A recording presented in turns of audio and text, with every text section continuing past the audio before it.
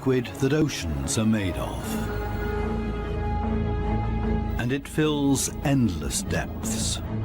Only few will venture out into the endless open ocean of this vast underwater world.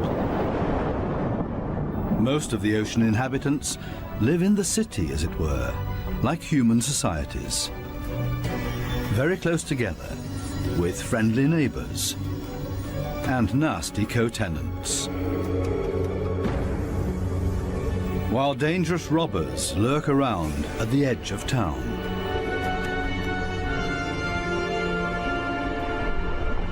To assert yourself here, you have to be equipped with all kinds of tricks and clever strategies, or lie and cheat. Coral reefs are the largest structures in the world. They're giant submerged metropolises.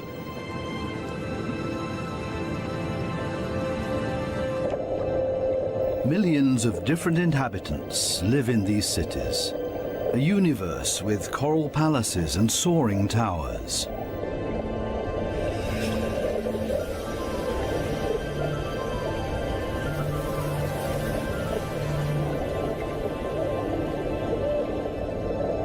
Every neighborhood has a chief.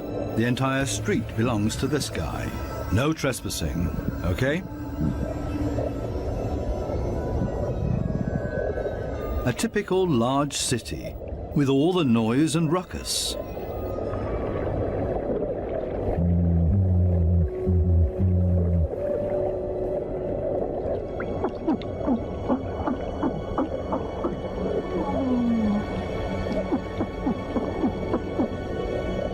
Even this little porcupine fish bleats around. It creates this sound with its swim bladder. Two small harlequin shrimps are nibbling on this blue sea star.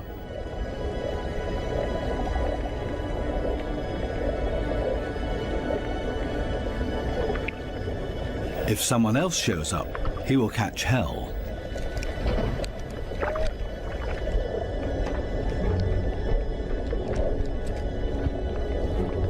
Another harlequin shrimp busy pulling a bite out of a sea star.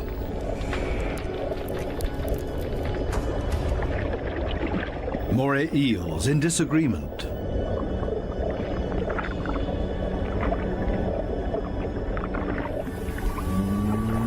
A scorpion fish shuffles across the ocean floor.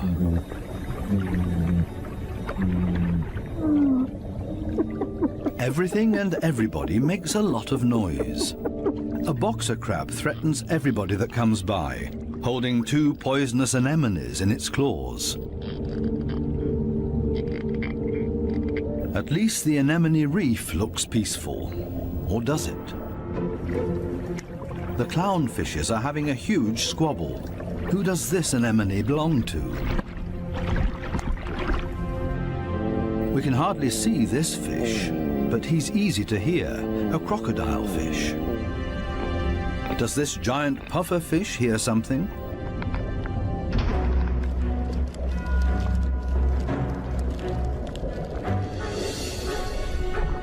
It's a ray that's getting away. A dispute amongst the members of the cichlid family. Who is stronger, and especially who is louder?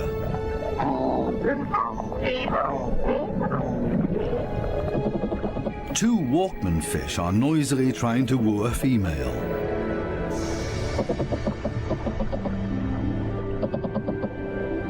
Big city noise everywhere, especially when a large structure is being torn down. Everybody lives in their own way in this noisy metropolis. Some hover above it all, but others are more down to earth and literally live in the coral sand. These goatfishes, for example, they plow through the ocean floor and catch smaller animals between their teeth. They use their barbels like a dowser. With them, they can detect even the weakest electric fields that point them towards small prey.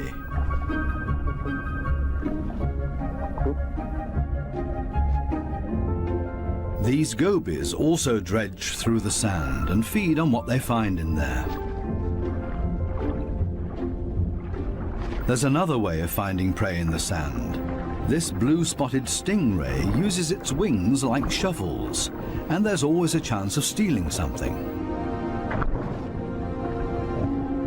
While one works, others just stand by and feed on what's left over, maybe a piece of crab or a mussel. You have to be very familiar with this area to find the best morsels.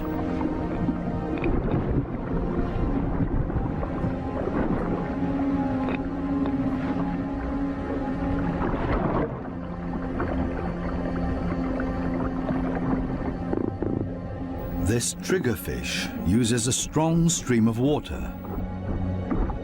The fish blows away the sand to unearth whatever is hidden inside it. Others are quick to steal whatever they can.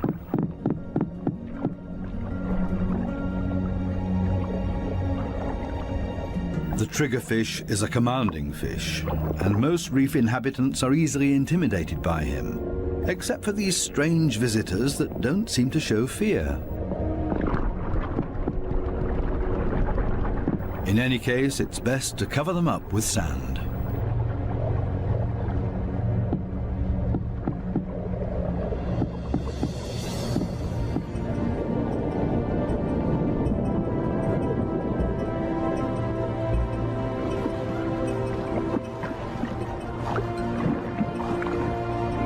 It's not easy for a small fish in a big city. There's always somebody with bad intentions, and you have to be extra careful not to get swallowed, like these moon wrasses, for example. So it's always safer for the smallest among the reef inhabitants to show up in schools. It's difficult to keep an eye out for only one little fish, and as a result the predator often grabs blindly at nothing and comes up empty. To show up in a big mob is always safest. Others are easily distracted at the sight of so much prey all at once. This easygoing giant pufferfish would never have a chance here anyway.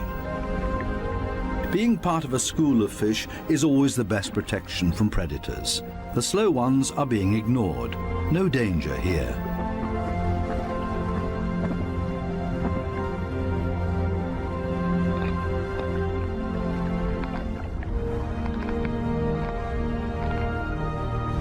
The school distributes the danger.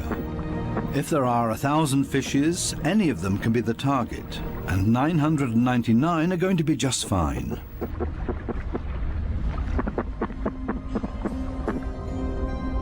But what about loners, or those that live as a couple?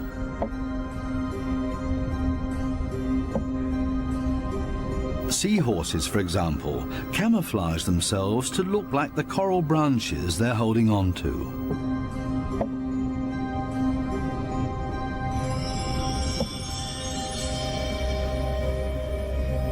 Even more difficult to see, where is the animal here?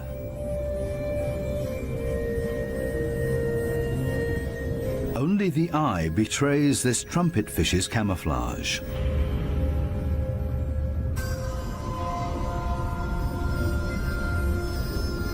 They do everything to not look like themselves, ornate ghost pipefishes. They're inseparable, a couple. The female is already carrying eggs in her extended belly. Before long, the male will fertilize her eggs. They are still regular fishes, despite their unique costume.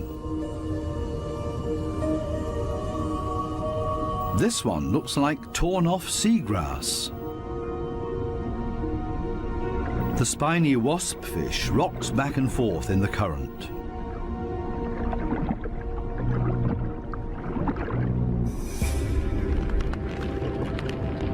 Not a monster, but ingenious camouflage. A spider crab that's decorated its head with a sponge. This will deter any predator.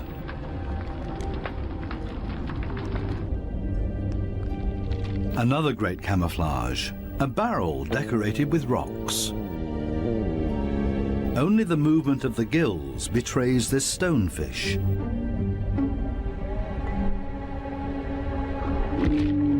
Even a smack with a fin doesn't bother him. The fish knows it will not hurt him. It only shoves him a little further to the side.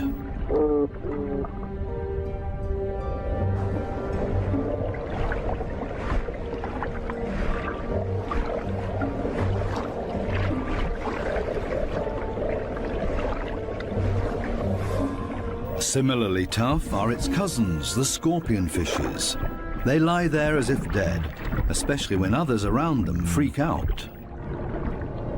And even when moray eels fight with lionfishes for food.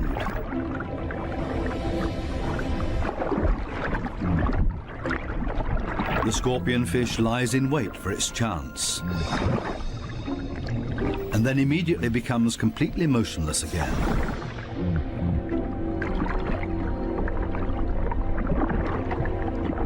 The only difference is that it raises its dorsal fins with the poisonous barbs inside. It's completely still, but now also armed.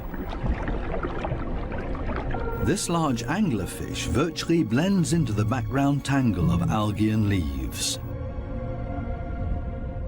Right now, the anglerfish is on high alert. It ejects a large cloud in order to throw off predators. It's not the time to feed or catch anything. Its angling rod is lying flat on the fish's back.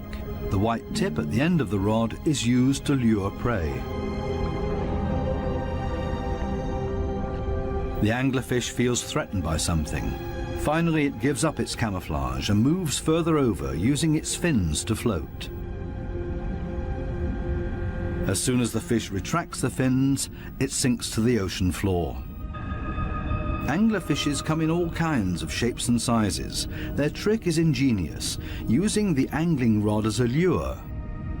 And every curious little fish becomes dinner. Many animals, including ocean inhabitants, communicate with a mixture of sounds and behavior. Everybody has to look out for their own survival in this metropolis of ocean inhabitants. But it seems maybe not quite everybody does it by themselves. The partner goby has come to an agreement with two pistol shrimps.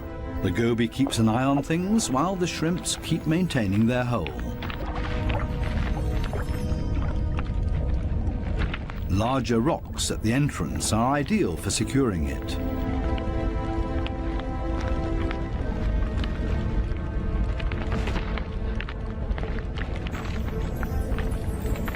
They're an experienced team. The shrimps keep in constant contact with the goby and even massage the fish's belly. The goby will get nervous without these gestures from the shrimps. The pistol shrimps need a cool and collected bouncer at their entrance.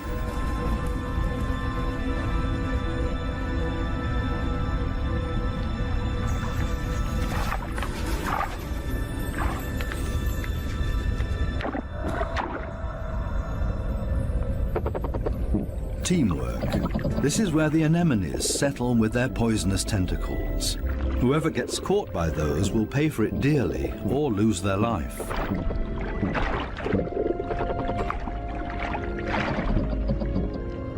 No wonder that there is virtually no one who likes to settle here. The little clownfishes are the only ones that know how to deal with these tentacles.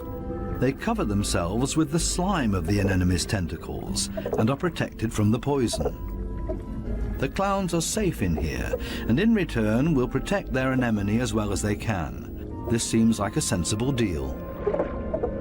But on occasion, the anemone will pull the tentacles inside its column-shaped body, which means the clownfish's home is gone.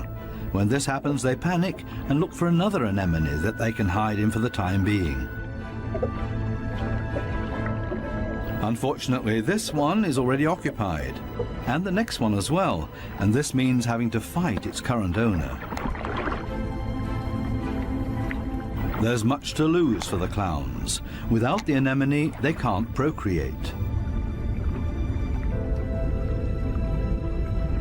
The clownfishes attach their eggs to the bottom of the column-shaped foot of their anemone, hidden behind the poisonous tentacles.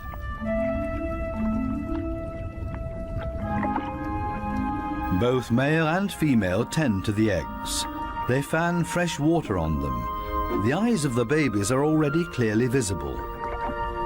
The clowns are very protective of their eggs.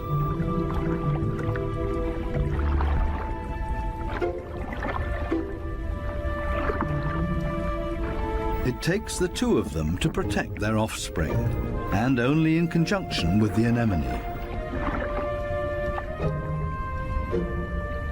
Everybody in the reef has to take special care of their young. If they don't, it means their species will simply die out. So it's not surprising that everybody gives it their best effort.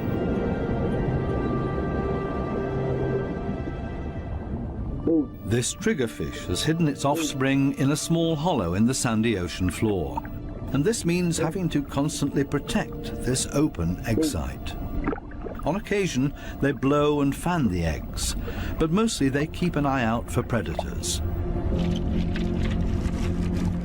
This means grave danger. One of the sea urchins is wandering straight towards the nest. The eggs have to be protected at all cost, but how? The triggerfish seems to consider the alternatives.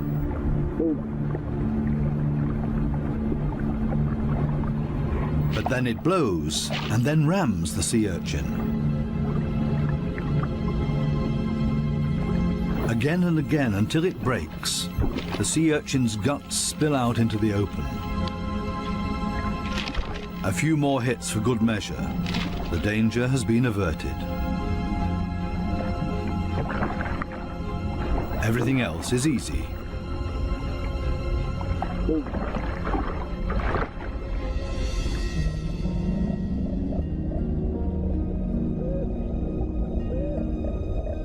Two little damselfishes cling to a coral branch, a pretty and obviously inseparable pair. They appear to have something important to do. And there it is. The female has been laying eggs and glued them to a coral branch. Over and over again, both of them sweep past the eggs to keep them clean. Two very busy parents in the middle of town. Not far from them, the same kind of damselfish, but this one is feeding on the eggs, not tending to them. This damselfish's priorities have changed. Its partner is gone, and it's impossible to bring the eggs through by itself. So it feeds on its own eggs to at least recycle the nutrients.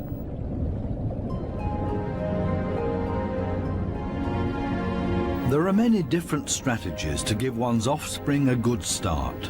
Some are surprisingly easy.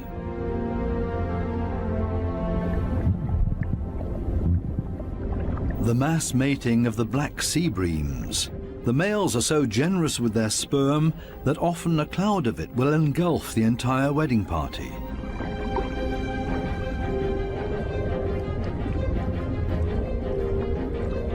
Countless couples and constantly in motion. A predator would have a hard time to find its bearings in this schooling behavior.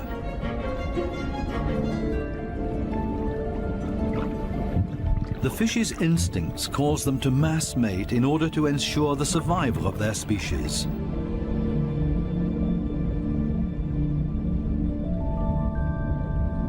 Cardinal fishes have their own clever means of child protection.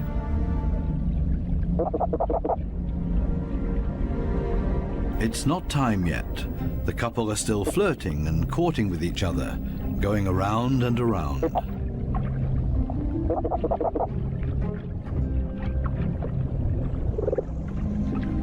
We'll leave them to it and take a detour to a couple not quite as gentle with each other.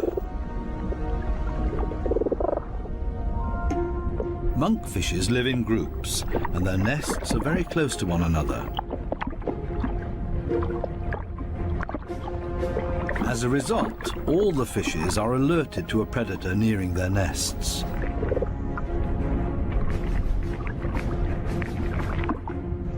Hermit crabs love to feast on the eggs of the monkfishes, so the protective parents are all getting nervous.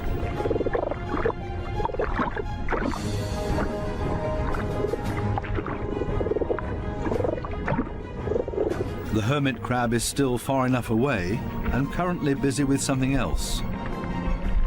The hermit crab's best defense is its house that it carries around for protection. The patience of the monkfishes is wearing thin.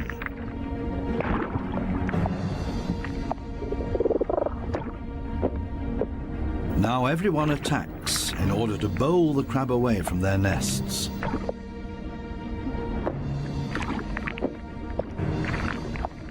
They're clearly telling this hermit crab to take a hike, but they should have stayed with their offspring because there's new danger approaching. A gaggle of rainbow wrasses takes advantage of this unique opportunity and ravages the monkfish nests. The predators are quick, brutal, and in the majority. Most of the monkfish eggs will be devoured. An attack of this kind would never happen to the cardinal fishes because they are mouth brooders and don't have to watch over a nest that's out in the open. The males carry the eggs in their mouths, up to 20,000 of them.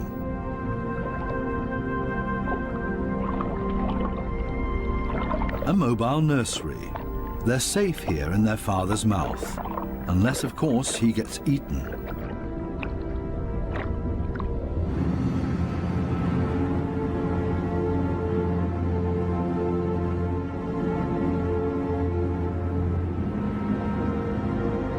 During the night, when it's dark, the danger is greatest. These underwater cities have a very active nightlife with special attractions. Basket starfishes come out and sit in the current. It's a night-active type of brittle star. With their arms full of tiny little hooks, they filter plankton out of the water to feed.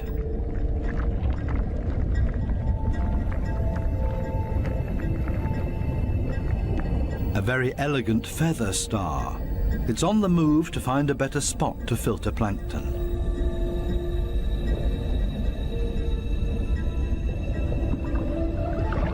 This Spanish dancer is even more graceful and elegant than the brittle stars. It's a type of nudibranch.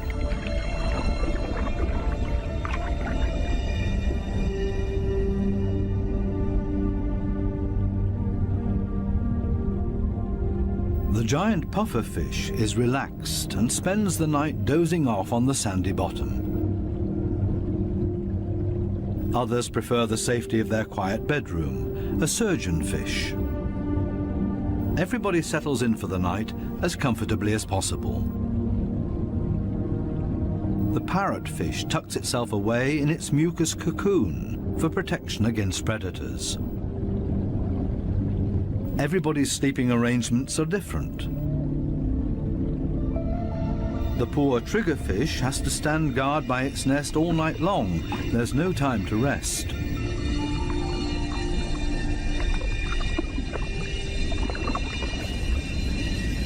Some of the predators are quite soft-footed. A cone snail has spotted a small fish.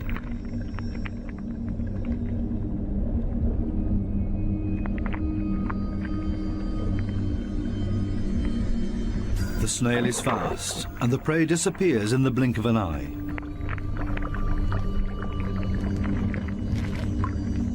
The night is still young, and still full of danger and terror. These lionfishes pose danger to the cardinal fishes.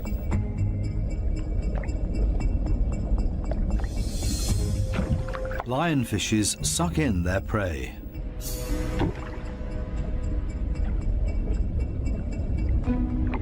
Even if they choke on it.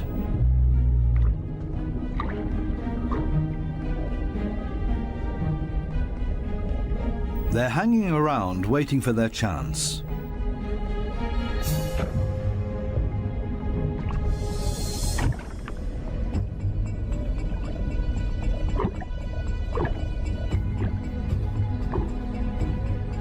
This poor cardinal is sideways in the lionfish's mouth, eggs and all.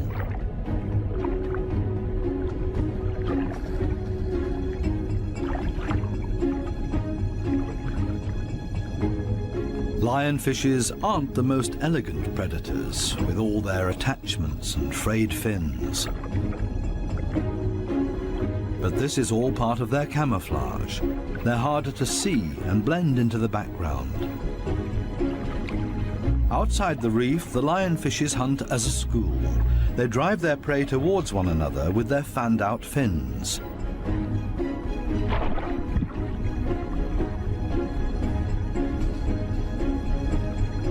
They prefer to attack from above, cornering their prey.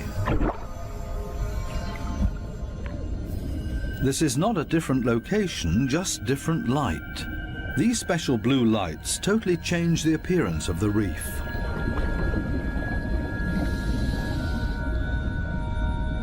Now we can see that the coral polyps are bright red, and they clearly stand out from their environment.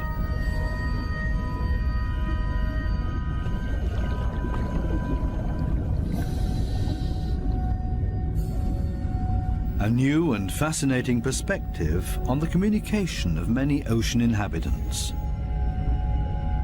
And suddenly an eruption of sorts.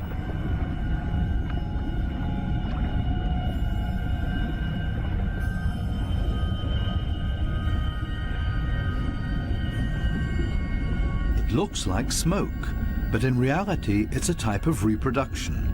A carpet anemone is ejecting its sperm.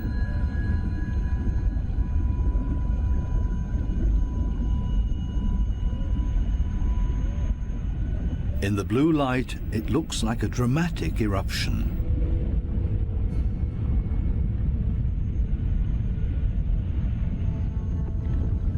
A hermit crab as a magic lantern.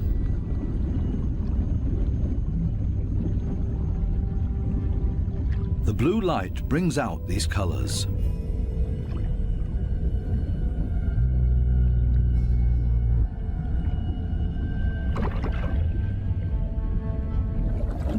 An entire group of lionfishes on a food foray.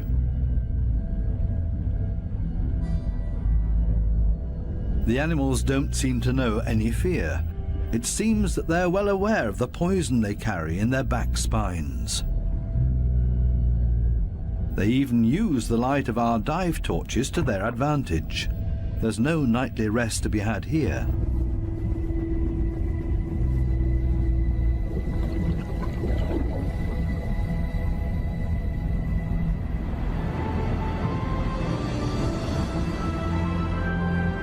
With the first daylight, new life comes into the reef city.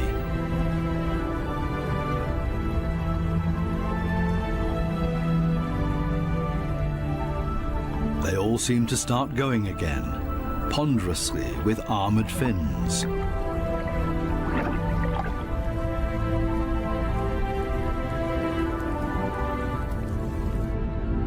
As pedestrians, and as light and quiet as possible.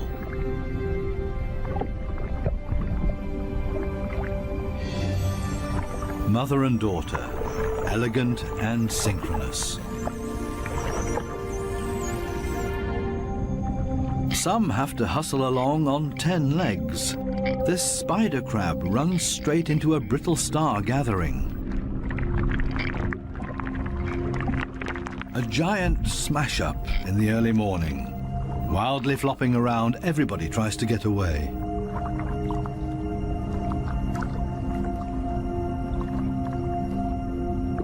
As in every city, there are also shopping opportunities here.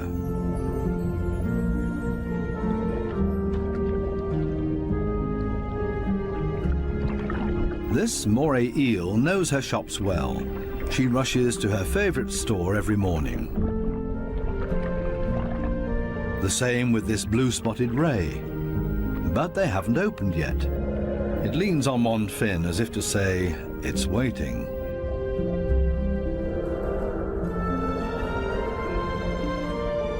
Similar problems in a branch further up. These sweet lips are also waiting to be tended to. Here they come, a little late this morning. The small cleaner wrasses are starting to open their shop and are hungry. They're ready to rid their customers of parasites. This ray is also being served. It likes to have its gills cleaned. This is a barter business. One side gets cleaned, the other fed. A very fair deal. Clownfishes seem to be excluded from this business because they can't leave their anemone. In their case, the cleaner fishes make house calls.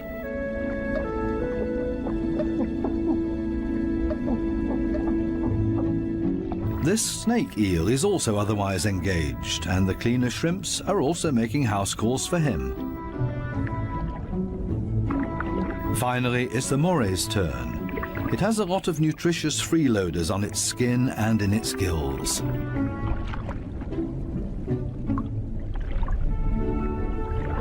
All of a sudden, the cleaners leave. Why?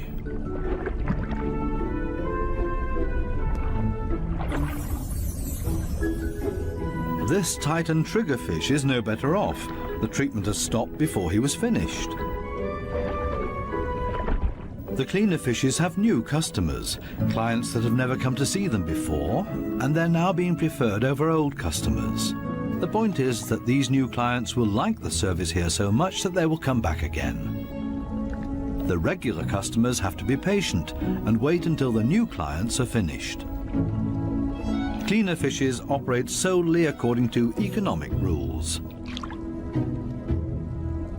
This guy has also come for the first time and quite enjoys their service.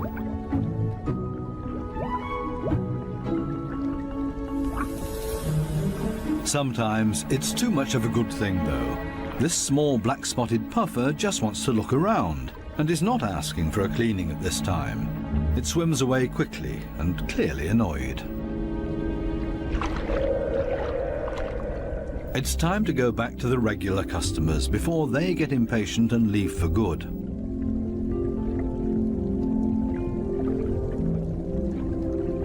Digging deep where the gills are dirtiest.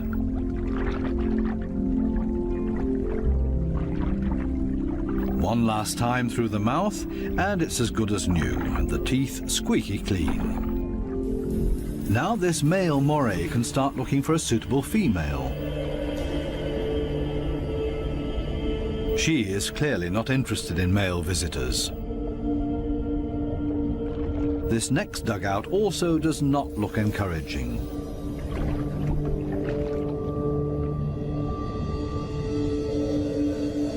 These two have already found each other. A strange pair with a triggerfish as roommate. They seem to get along just fine. It's difficult to cut in as a stranger.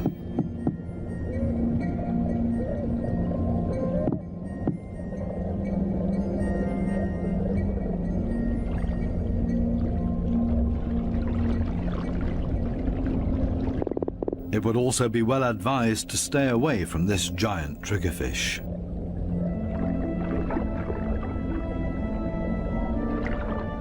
This, on the other hand, might be a different situation. It's important to be patient.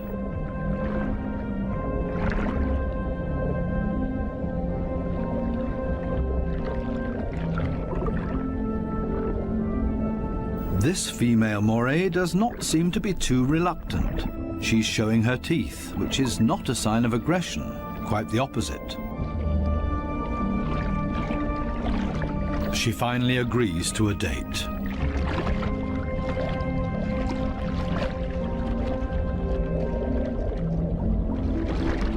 The two of them are getting to know each other.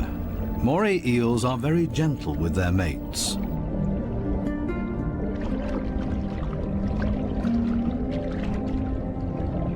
And they're good for another surprise, as partners of a phenomenal hunting party.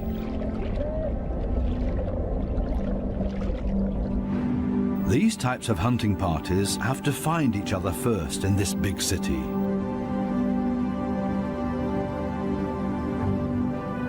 The right place for the moray and her partner.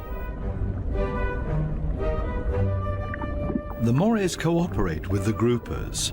It's not so far-fetched. The grouper hunts in the open and the moray inside the reef.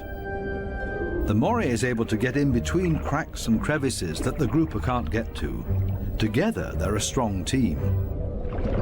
A grouper that's trying to convince this moray to hunt with him. The grouper signals this to the moray by rocking back and forth and shaking for all it's worth.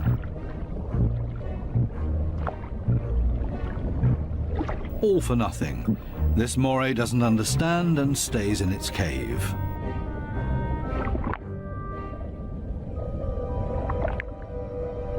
Next try. Maybe the moray will react this time and swim with him. Again, no luck.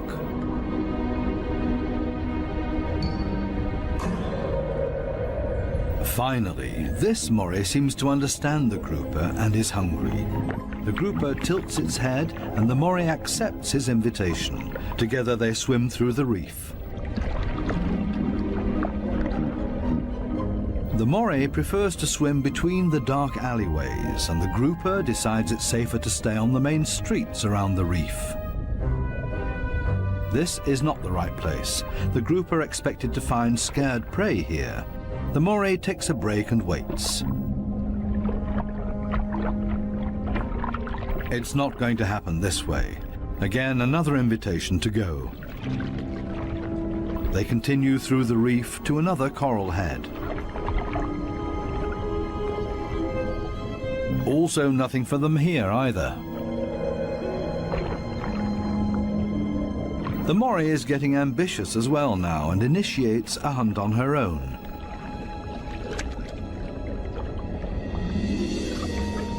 She might be better at finding hunting spots. They're successful in this next coral head, and then everything happens very quickly. The fishes are panicked, and both hunters are able to profit from that.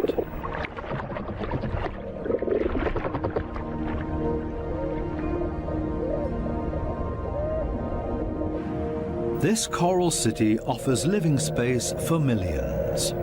Many hideouts and crevices provide protection for everybody. My home is my castle.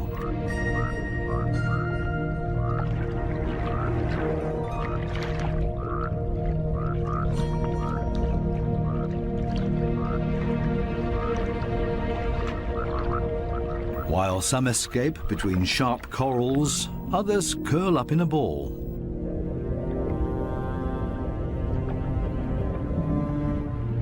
Octopuses don't have bones and are therefore able to change shape. Their homes are usually very tight and space-saving.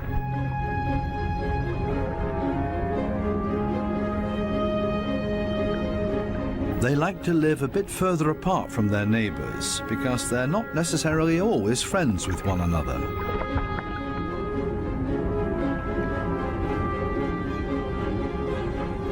It might be best to put up a wall of stones between them. The ocean offers many hideouts, which is synonymous with survival for many ocean inhabitants.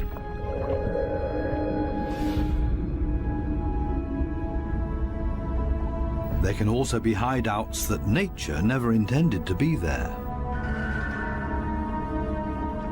such as this giant wreck, 240 feet deep.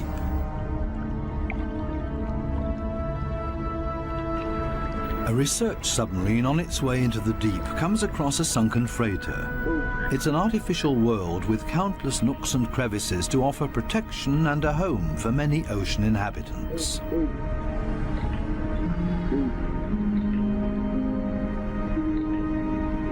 The wreck has long been overgrown with all kinds of sea life. The side of the hull has become a living wall made of corals and sponges.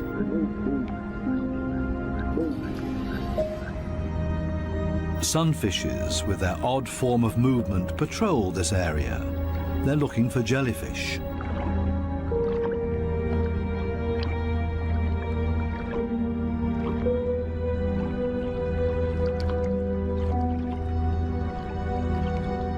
In steerage, where the current is strongest, filter feeders have found a new home, such as these sea fan corals. They feed on the tiny plankton particles. A unit that has grown together made of technical, man-made and organic structures. Even the steel anchor has grown a second skin, made of living beings. It offers these delicate creatures a solid structure to grow on. They have all made a comfortable home in this sunken world. Not even the lights of the stub disturb any of the wreck inhabitants. New life has been created out of the tragedy of this sunken ship, the ingenious, life-renewing cycle of nature. The morays are sharing a home. They seem to be exceptionally friendly towards one another, even with this conger eel as their neighbour.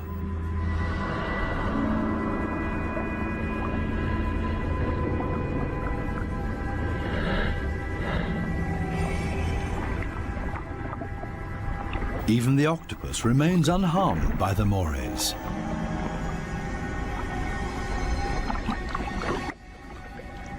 A unique environment made of steel that offers many different opportunities for ocean inhabitants to use it.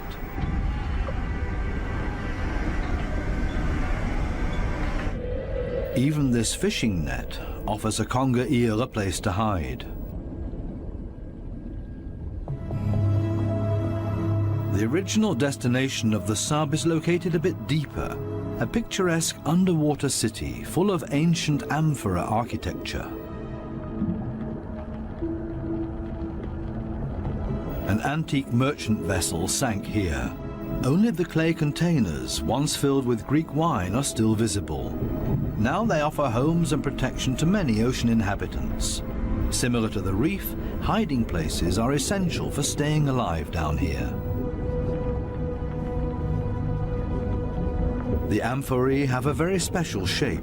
They taper towards the bottom, so they could be stored sitting upright in a layer of sand in the hull of the ship. The amphorae and their precious contents were safe during transport. Spiny lobsters welcome these types of caves. Conger eels also feel safe in this mess of amphorae and shards of clay, as if it was made for them and their slender, long bodies.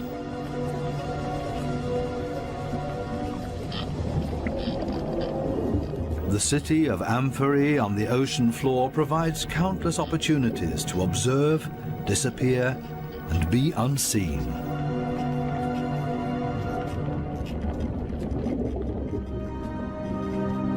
Maybe that's why this city seems to be very calm and orderly, even when the conger eel swims above everybody's abode. Nobody panics because they only have to withdraw slowly into their homes and are safe. The same goes for this forkbeard.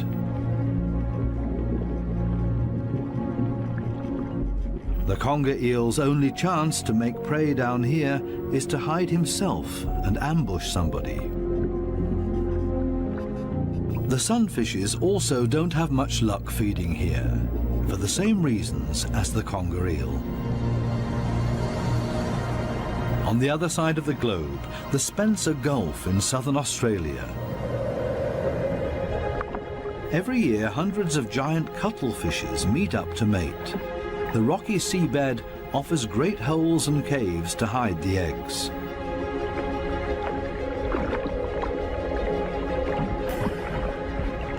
The females are smaller than the males and seem to be a bit shy, keeping their arms tucked tightly together.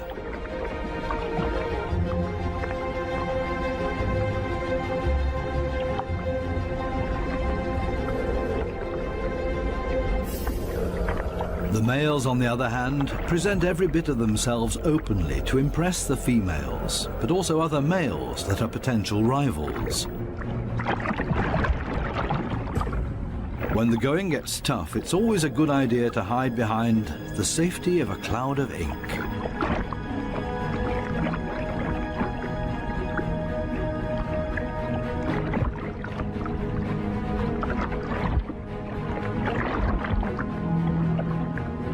Without much success.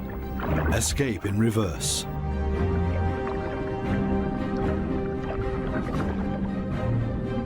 Only the strongest of them have a chance with the females. He's a winner and courts his female by changing his color to interesting stripes. She has agreed to mate with him, and they hug tightly. He deposits his sperm package into her mantle opening. Immediately afterwards, she withdraws into one of the caves on the ocean floor in order to avoid courtship from other males, a clear signal. The male is protecting his female from other rivals.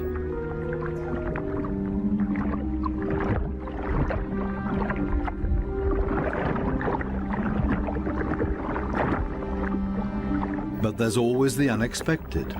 A so-called sneaker male tries to cut in. This male is much smaller and pretends to be another female by acting like one, very demure and shy.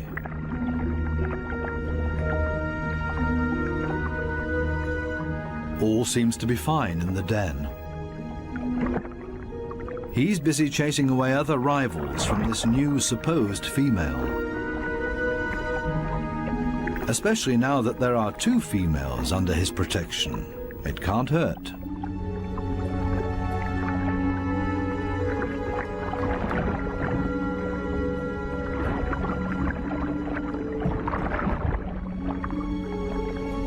The two supposed females on the bottom below him are getting closer to each other, the sneaker male and the female. They mate in secret, under the protection of the strong male.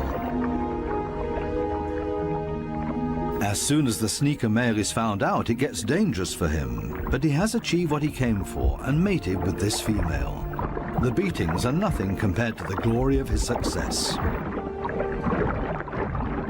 Intelligent strategies and tricks are essential for survival underwater and part of everyday life. A final dive into the magical world of sharks. This spot on a sandbank close to the Bahama Islands has great attraction for these lemon sharks. They come here by the hundreds, and nobody exactly knows why.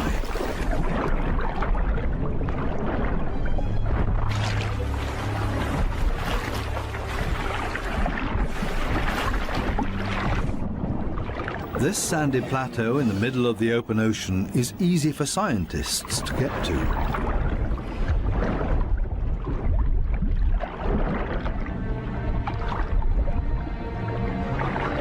This experiment will show how sharks react to their own reflection. The metal mirror stands upright on the seabed. The animals that swim towards it will see their own reflection coming closer. How will these lemon sharks react? Now the researchers have to have strong nerves. Things stay surprisingly calm. The foreign object is almost ignored, as if it had been there forever. The sharks either swim past it or underneath it.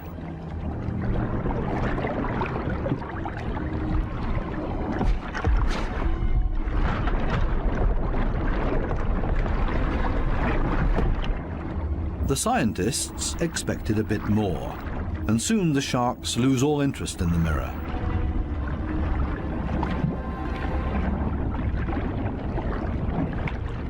Some sharks even calmly drop to the seabed to rest.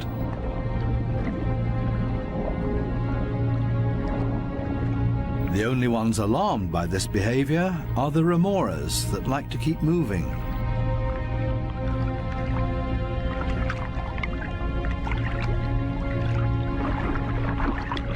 They let go of their shark and see if they can't hitch a ride with a more active individual. Shark hopping. This one isn't a good choice either, so they continue to yet another one.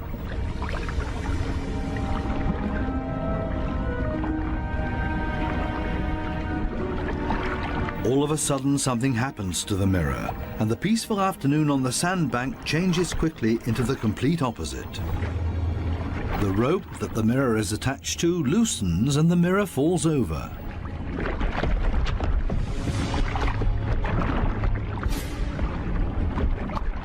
Suddenly, and seemingly out of nowhere, several sharks rush to the mirror and show great interest in it.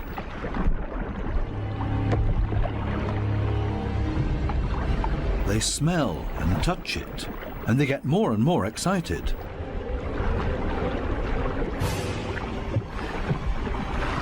What happened all of a sudden? None of the scientists have any idea how to explain this change in behavior. The animals that were calm and collected only a second ago are now completely out of their minds, and the situation quickly escalates into a mass attack on the mirror. Do they mistake their own reflection for an opponent? It's time for the divers to leave because it's not safe anymore. The communication of the ocean inhabitants continues to offer new and exciting insights, though we will probably never fully understand them.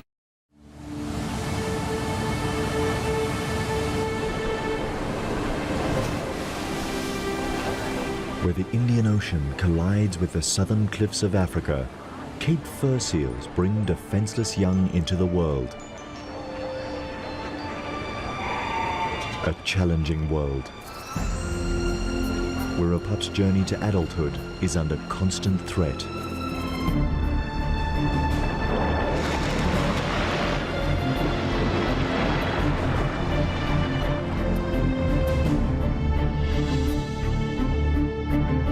A dangerous voyage of a seal led astray by one of nature's most mysterious migrations. Followed by hundreds of hunters, hungry for one of the ocean's most awesome events.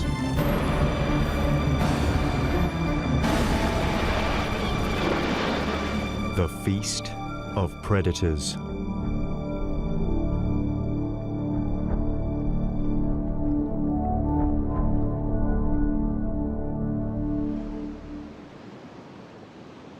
Winter on the untamed shores of the wild coast. Here, the calm ocean surface conceals the turmoil stirring in the currents below.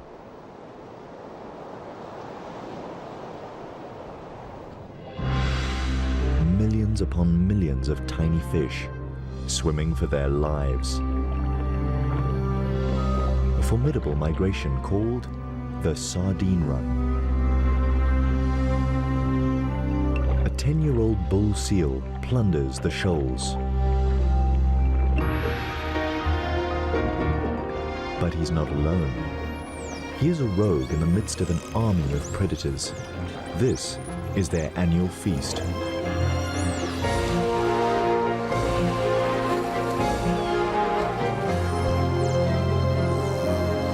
A feeding frenzy of immense proportions.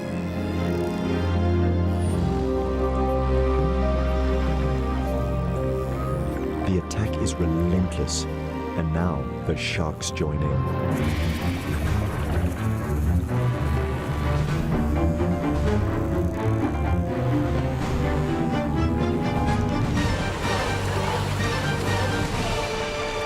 Birds plunder from the air.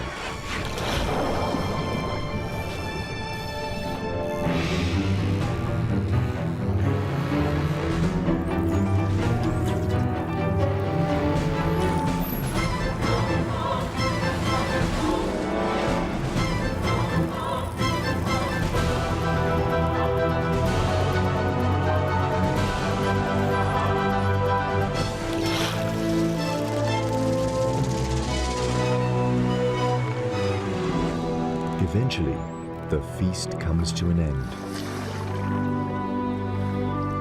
For the bull seal, this was a royal banquet.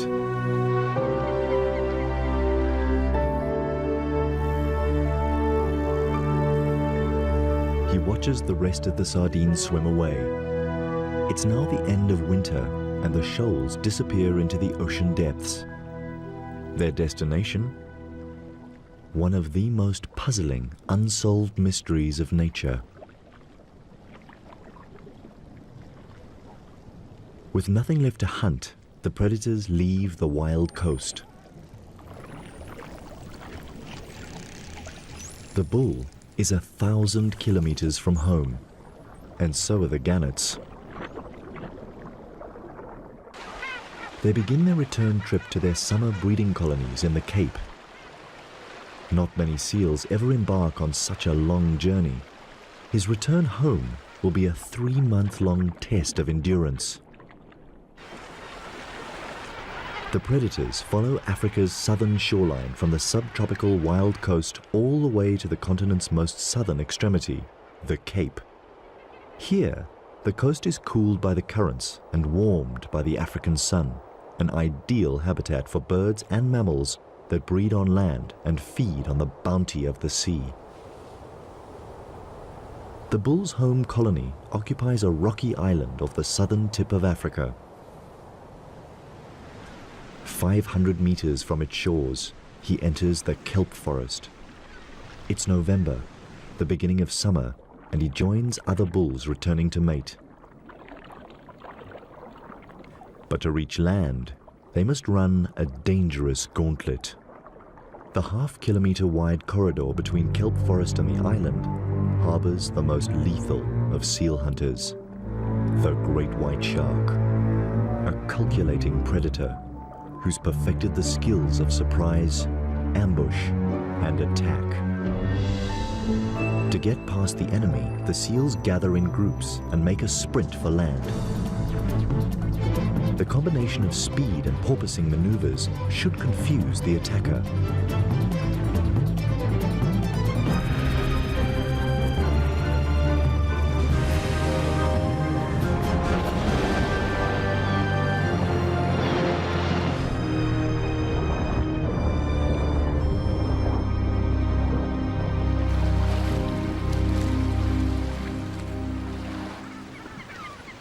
Every run of the gauntlet could be a seal's last swim.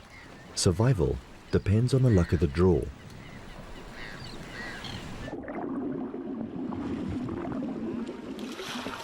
This time, the big bull escapes the jaws of death and reaches the shallows. He's safely home. Now, he needs to stake out a territory.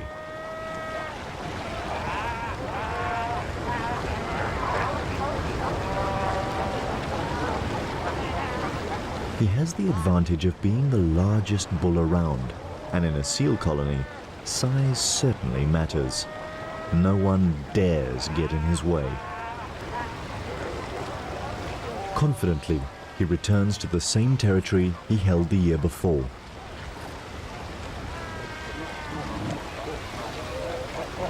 "25 square meters occupied by 15 consorts. It's a tight and uncomfortable squeeze, and the bull needs to enforce the peace.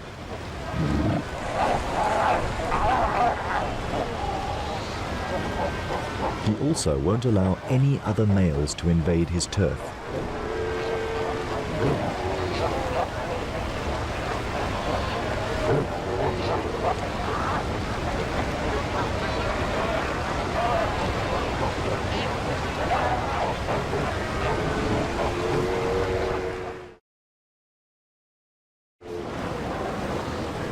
Within a week, territories are defined and the pregnant females prepare to give birth. One of the bull's concubines goes into labor. The contractions come quickly.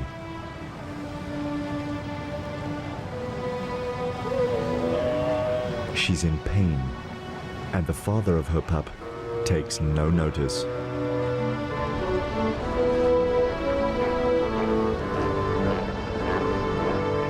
She suffers through almost an hour of labor.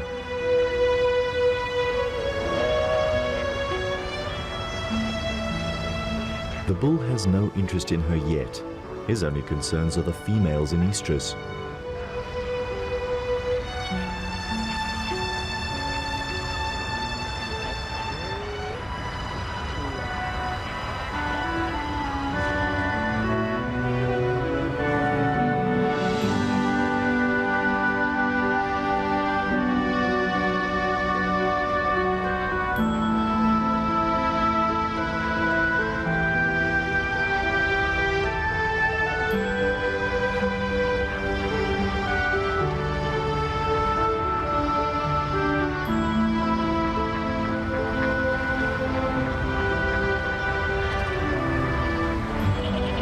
His first few breaths, and the newborn commands his mother's attention.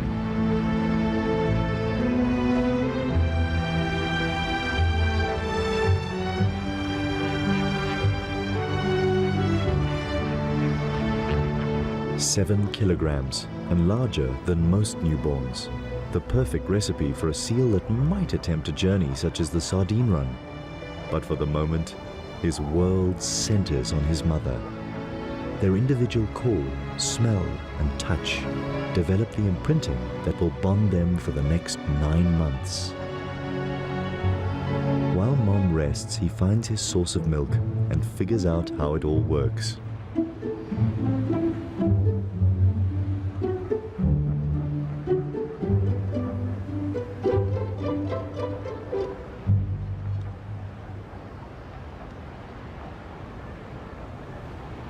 Now that he's dealt with the priorities of a newborn, he can take a good look around.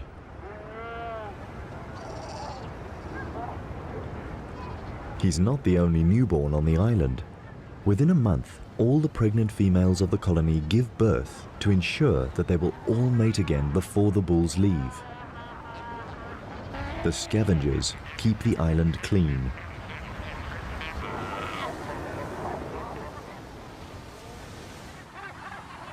The beginning of summer is a busy time of year on the Cape's rocky islands. It's the seabirds' breeding season too. They pair off, mate, and tend to their eggs.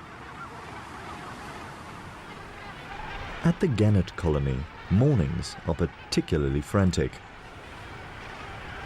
One of each of the chicks' parents fights through a barrage of beaks to get to the runway.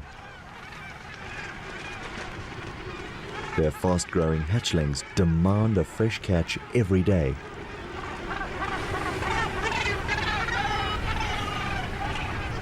Gull parents have it easier. They pick up whatever the tide washes onto the beach, although they're not too keen on sharing.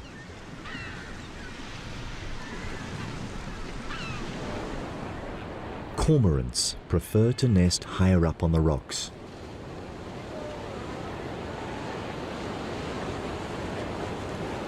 The catch of the day is liquidized and regurgitated on demand. It's a young bird's treat. While the birds feed daily throughout their breeding season, the bulls and mothers go without food through theirs. Oblivious to his mother's fasting, the young pup is quite a handful. He has an adventurous nature.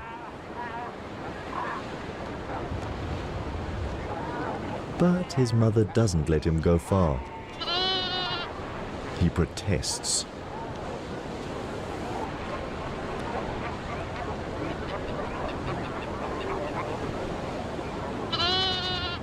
A week into the pup's life, and his father ambles towards him for the first time. 300 kilograms of pure strength, an icon for the pup to aspire to.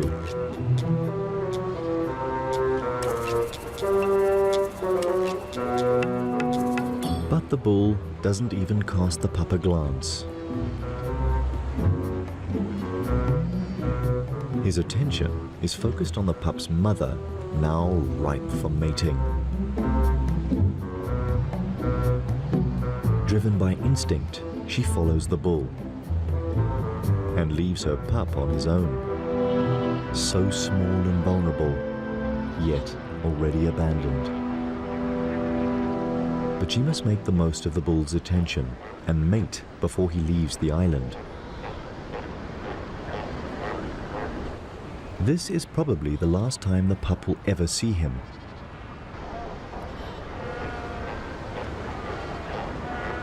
The life of a newborn seal is no easy ride. By the end of December, the bull has fulfilled his only paternal duty, impregnating the females with his strong genes. For the next year, he will roam the ocean south of Africa, and perhaps he will follow the sardine run once more.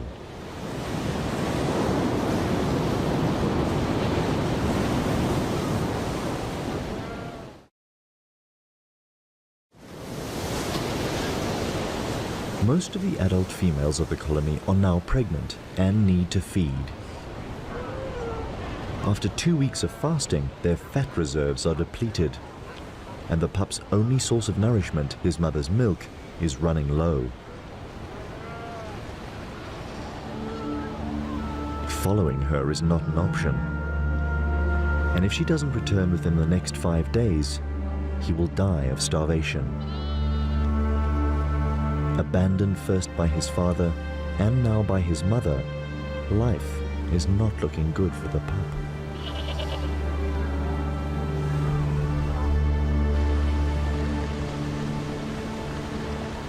His mother joins other females on an expedition to find food. But before they can hunt, they must run the gauntlet.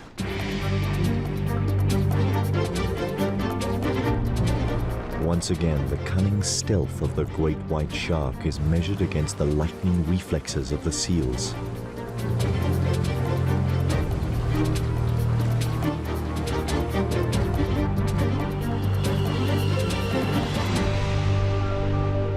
This time, the seals win. They spot the shark before it can make a move. Now the mother and her allies can look for food. They swim towards the mainland. 15 kilometers from the island, she finds a pocket of sardines trapped in the shallows. With agile moves, she picks them out one by one. On average, she would eat about 4 kilograms of these tiny fish, but this time, she needs to stock up her reserves and produce enough milk to stay on land with her pup for at least a week. This small school of sardines is just enough for a filling meal. Sardines thrive in these cool waters. Their habitat spreads over a 400 square kilometer underwater plateau that stretches south from Africa's shores. The ocean here is crammed with their favorite food, microscopic plankton, making conditions so perfect that these waters support billions of sardines, some of the largest breeding stocks in the world.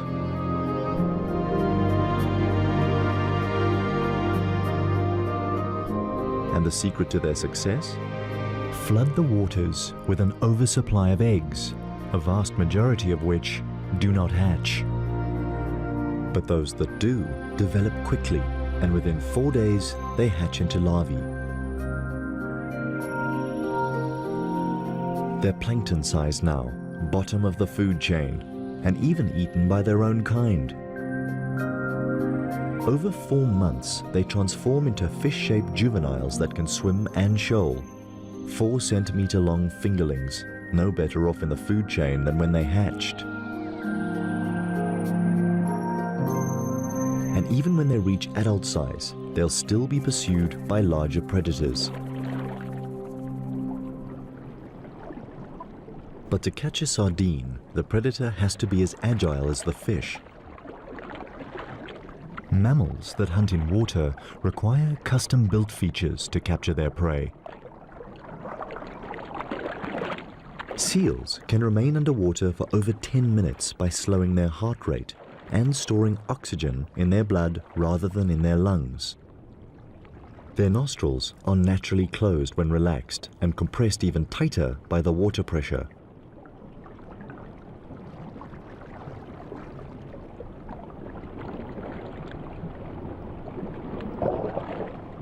While catching food, no water is swallowed either, because throat muscles close the gullet.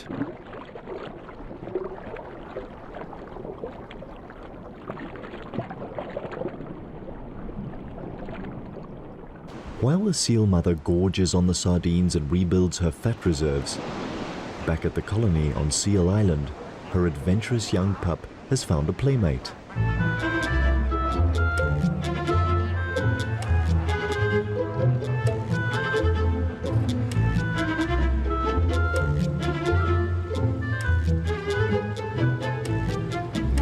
The two make a mischievous pair, innocent of the fact that the gull has a lethal beak that could inflict a serious injury. The bird is quickly forgotten, and the two playmates romp and fight, already training for adulthood.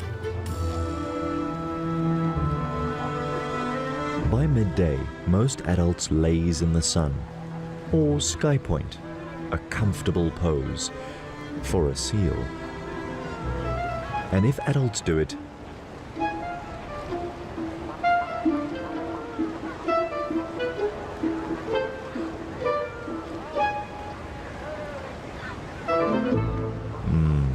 lying down seems a much easier option. 2 days alone, and the pup has played with his newfound friend and explored his surroundings. It doesn't seem too bad without Mom.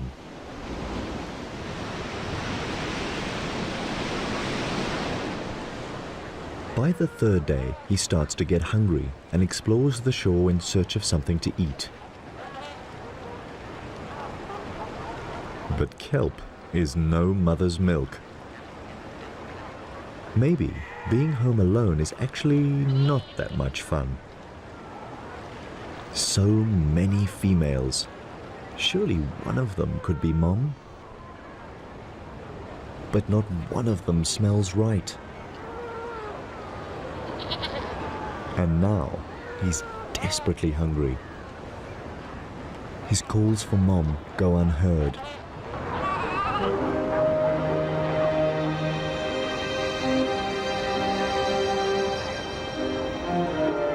Then he finds a source of milk from a female suckling her pup, and he tries to sneak in for a drink.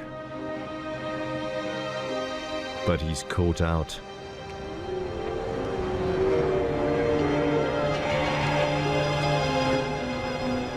Mothers don't tolerate strange pups. This adventure is becoming dangerous. Then he wanders too close to another hostile mother.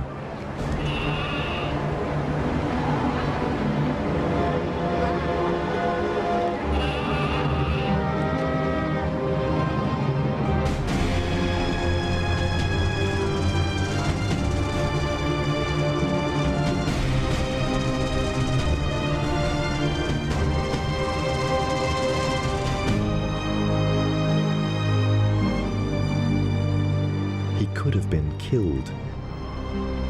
Will he survive till his mother's return? More importantly, will his mother return?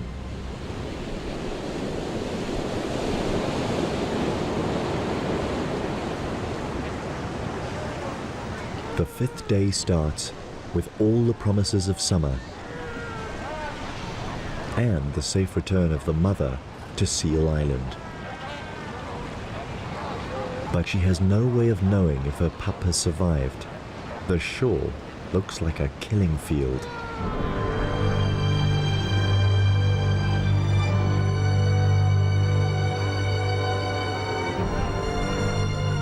She calls and waits for a reply.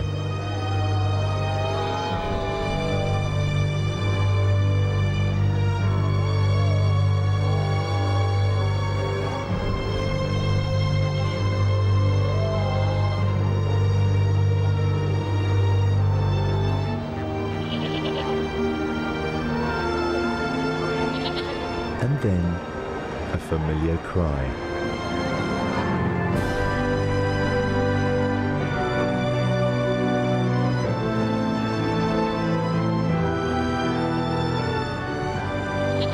Mom is home, and her young pup passed his first survival challenge. Now, he doesn't let her out of his sight.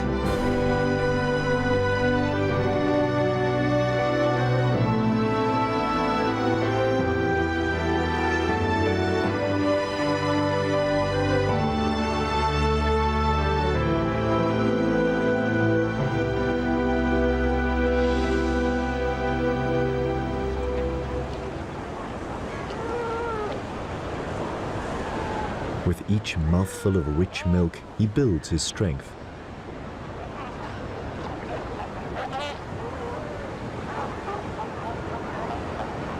But a healthy body is not enough to survive to adulthood. He will need to become shrewd and agile to keep out of trouble and find his own food, all talents that he still has to develop.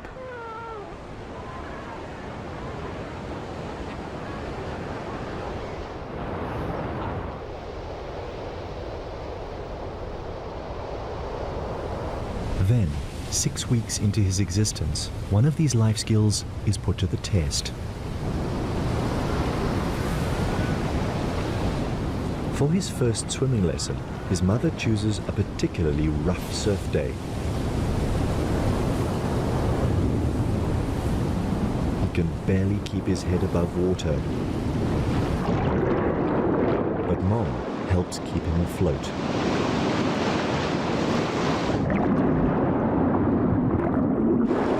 It's a tough lesson to learn, but vital for his progress. Eventually, he begins to get the hang of it. A last wave to help him ashore, and the lesson is over. From here on, he needs to perfect these skills and then perhaps take on a bull's most grueling test, the 1,000-kilometer journey of the Sardine Run. Only time will reveal his true colors.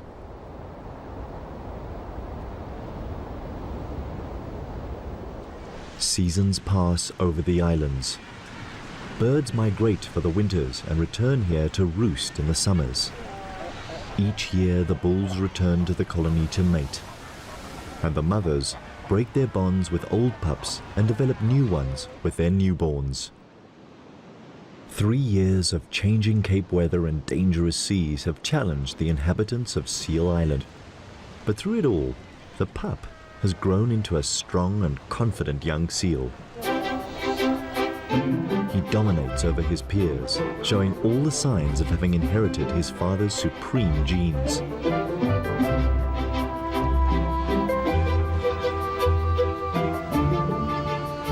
And after asserting his superiority, it's time for a workout in the sea.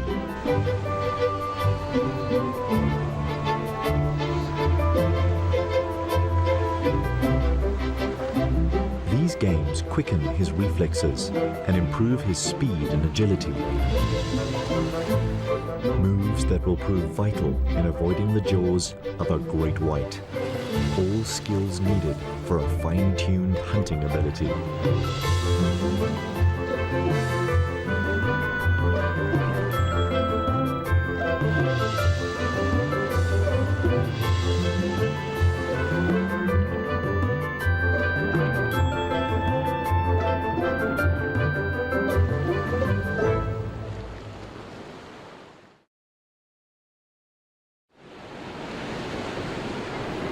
Today's exercises take him past the gannet colony.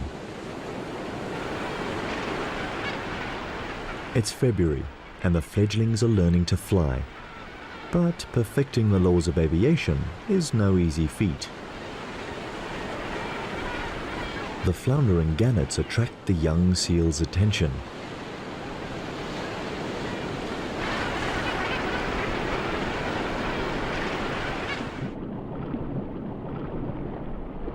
At this age, he's up for any game.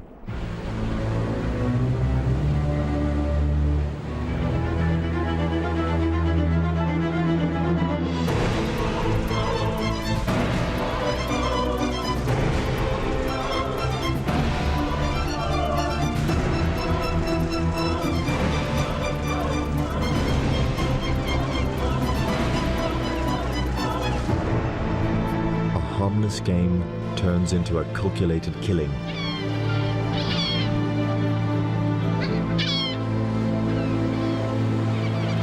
He only eats the soft belly and leaves the rest to the scavengers of the sea.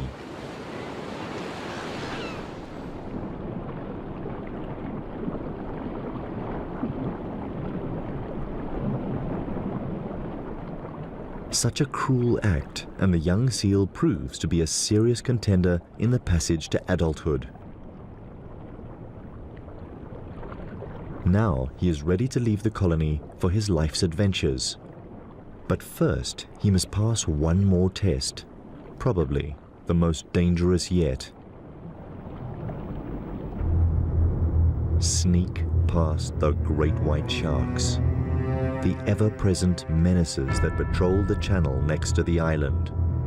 Patient, vigilant, and always hungry.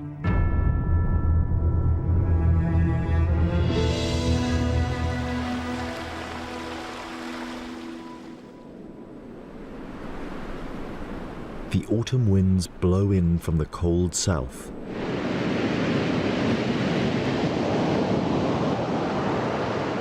They alter the flow of the surface currents. And suddenly, the sharks turn their attention away from the seal colony. Their acute smell picks up a new scent coming from the open ocean, an irresistible odor to a shark. Rotting mammal meat, the carcass of a southern right whale. 60 tons of floating meat and blubber, enough to feed all the great whites in the area. When an easy meal like this comes along, they're first at the banquet. Despite the great white's extraordinary hunting ability, second only to the killer whale, they are not above scavenging. They all share the carving up of the whale. This will keep them busy for at least 4 days.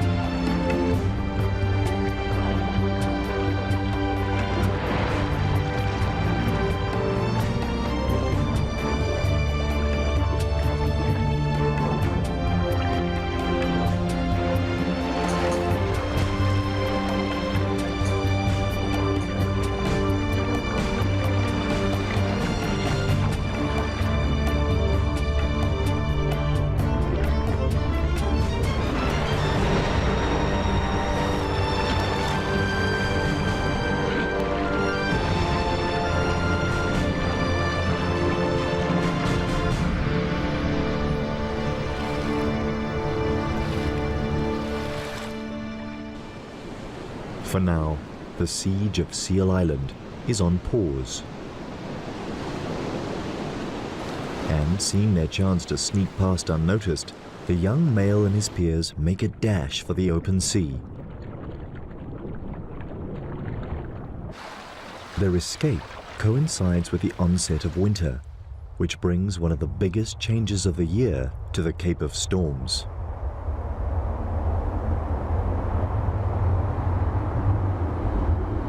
From the south, powerful weather fronts pound the land and rearrange the currents. A stream of cold water carrying a fresh supply of nutrients is pushed to the surface and up South Africa's eastern coast.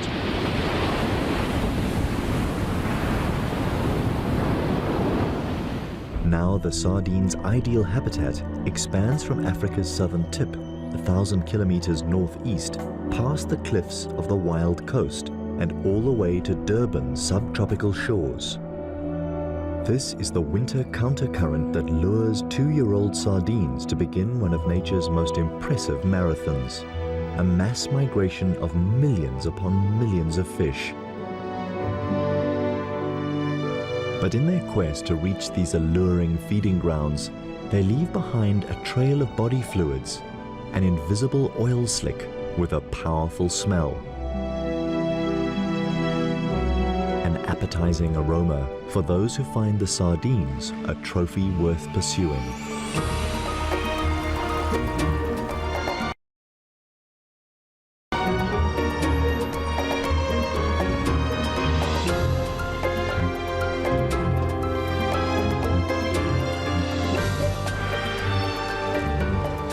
Common dolphins, and copper sharks pick up the slimy trail and leave the Cape waters to chase the sardines on their epic journey.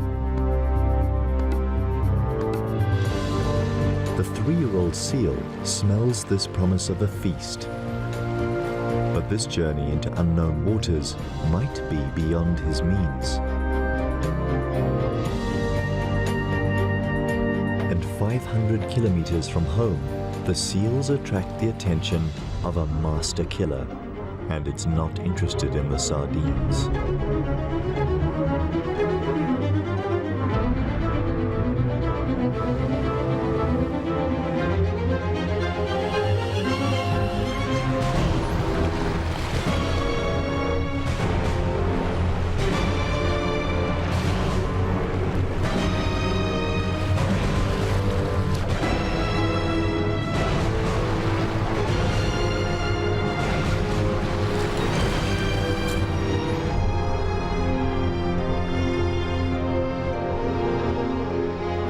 The 3-year-old seal gets away with a minor scrape and takes refuge with his peers on the reef below.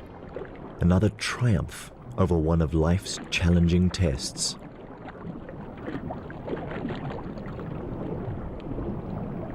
Now he keeps a low profile, but the longer he waits here, the greater the distance between him and the traveling sardines.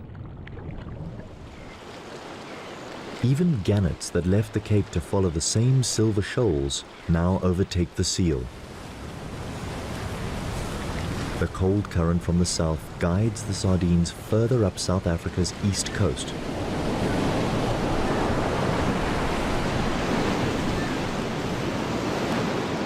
And 800 kilometers from their home waters, the underwater continental shelf narrows to 6 kilometers from the shores of the wild coast.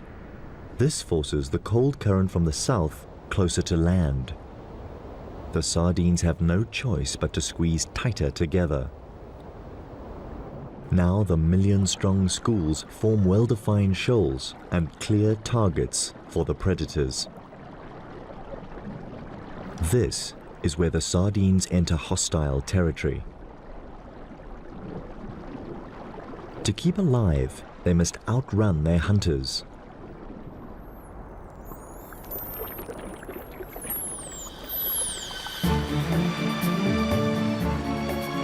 The common dolphins unite into a superpod. Thousands of them now move in formation, swimming as fast as 37 kilometers per hour. They scan the ocean with their powerful sonar. It's only a matter of time before they locate the sardines.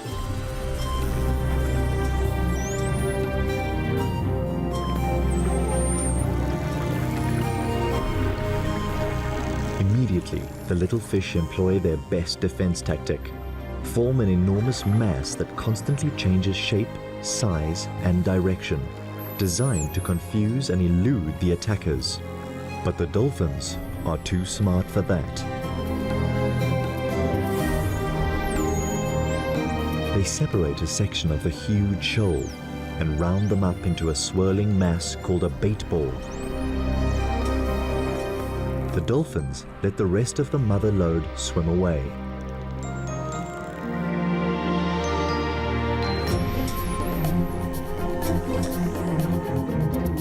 The small bait ball is now of a manageable size and easy to attack.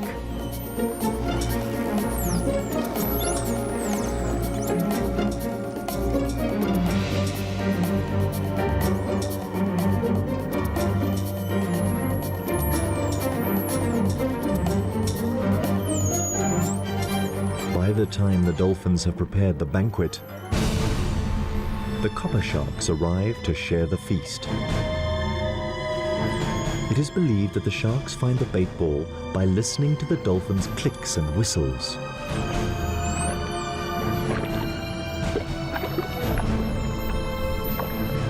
Disregarding their mammal counterparts, they plunge in immediately. Eventually, the relentless attackers drive the bait ball against the surface of the sea.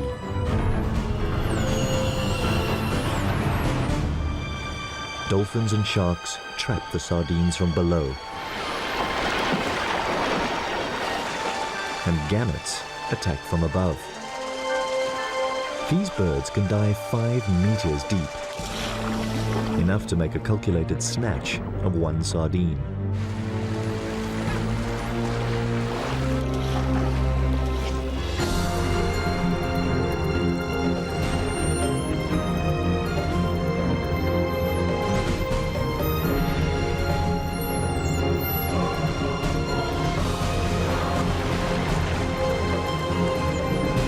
What started as an organized dolphin operation turns into a confused feeding frenzy.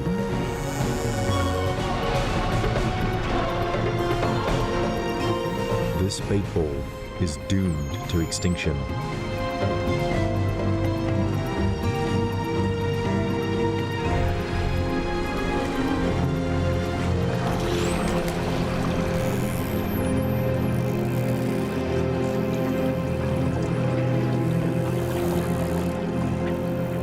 Eventually, all that is left is a gang of predators hungry for more.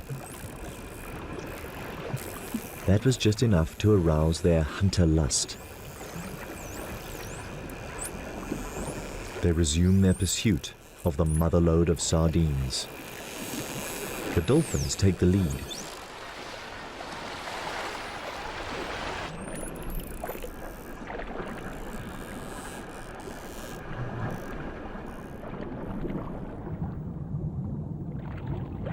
A 100 kilometers behind them, the 3-year-old missed the entire baitball event while avoiding the great white's jaws. But he survived and is on the move again. If he swims fast enough, he'll catch up with the action.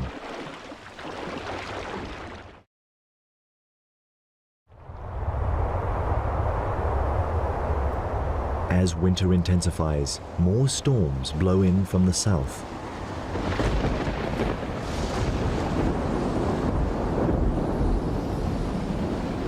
An inconvenience for the seals. They're not fond of heavy seas. But the seal's nightmare is the sardine's blessing. The weather fronts replenish the cool, nutrient-rich current, the fuel that drives the billion-strong migration further up the coast. Now the sardines must tighten their ranks some more as the countercurrent squeezes into an even thinner strip. Here, the tiny fish are forced through a crush bordered on one side by the cliffs that mark the northern boundary of the wild coast, and on the other side by the warm south-flowing Agulhas current, too warm for the sardines to bear. This current brings new players into the fray. Bottlenose dolphins are larger and slower moving than their common cousins, but just as artful. Now the enormous schools of sardines are tracked down by 2 different sets of sonar.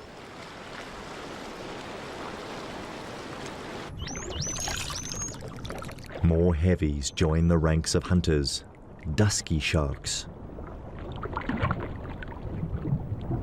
The waters are getting crowded.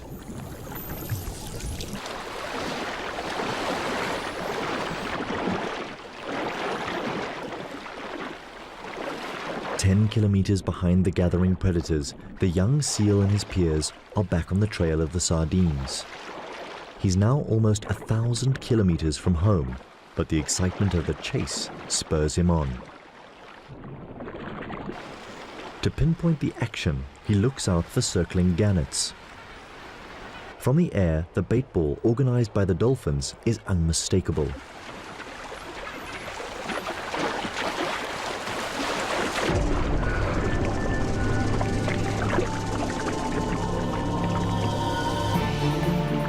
Millions of sardines trapped behind invisible sonic walls emitted by the circling dolphins. Common and bottlenose dolphins work together. They alternate between patrolling the outer rim and plundering the loot.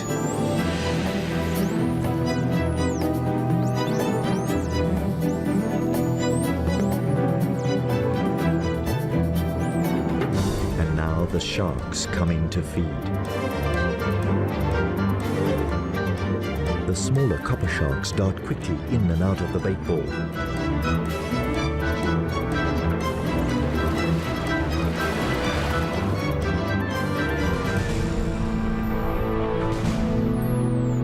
larger and heavier dusky sharks make more calculated attacks and take larger mouthfuls.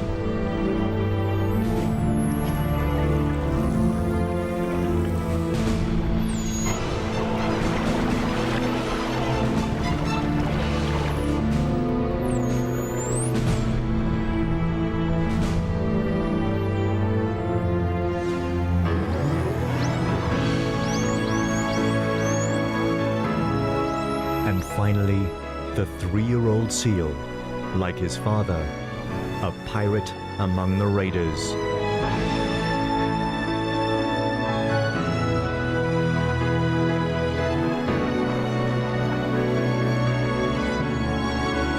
But while he's in the thick of it all, he cannot see the other predators approaching from the outside. And a 3-meter dusky shark could easily snap him up for food. Now, more than ever, the young seal is playing with his life.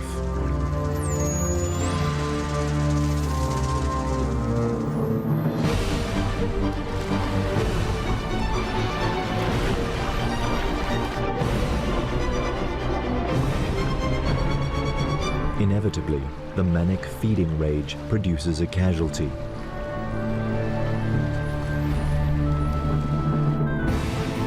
Below, the predators continue their relentless attack.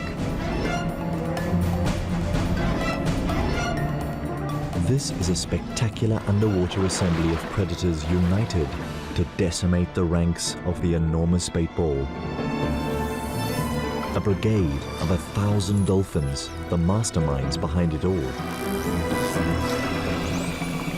A battalion of over 200 sharks that take advantage of the dolphins' clever work. Mobbed from the air by hundreds of gannets.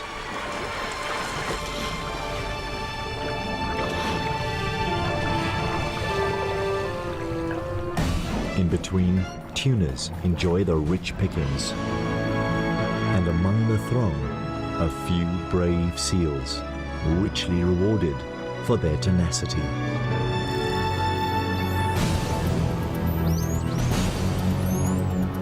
For the hunters, there is no better feast, a unique feast that only occurs once a year, here in the waters of the wild coast.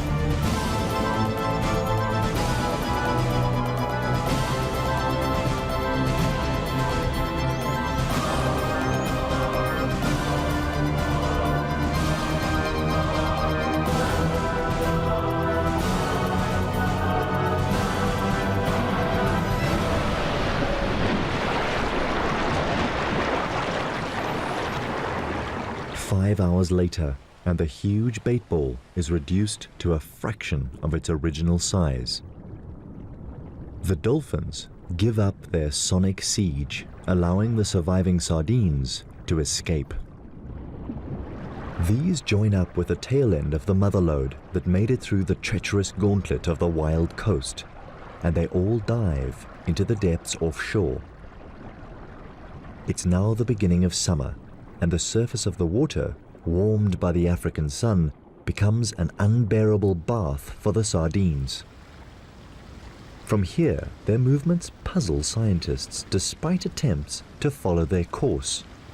The sardines are so small and the ocean is so vast that they are incredibly difficult to follow.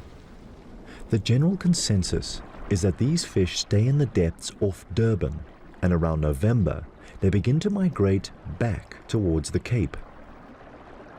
But this is all speculation, and their homebound voyage remains a mystery. And what of the 3-year-old seal? Has he too gone astray into the immensity of the ocean?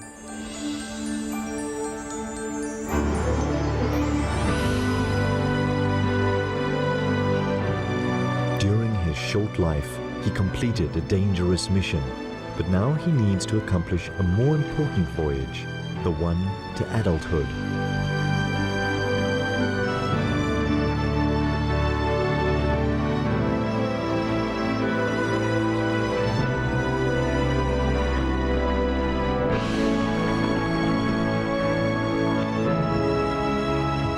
For the next 7 years, he will be a nomad, growing in size and strength, so that one day he can return to the colony as a full-sized bull.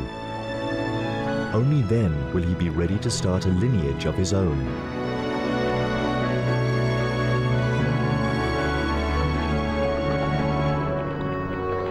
And in this world, breeding is the supreme purpose of nature. A plain yet effective concept when used in the context of tiny fish such as sardines. Too simple to outsmart their hunters, but so fertile that they outbreed them. And this is only one of their many mysterious secrets of survival in an ocean dominated by predators.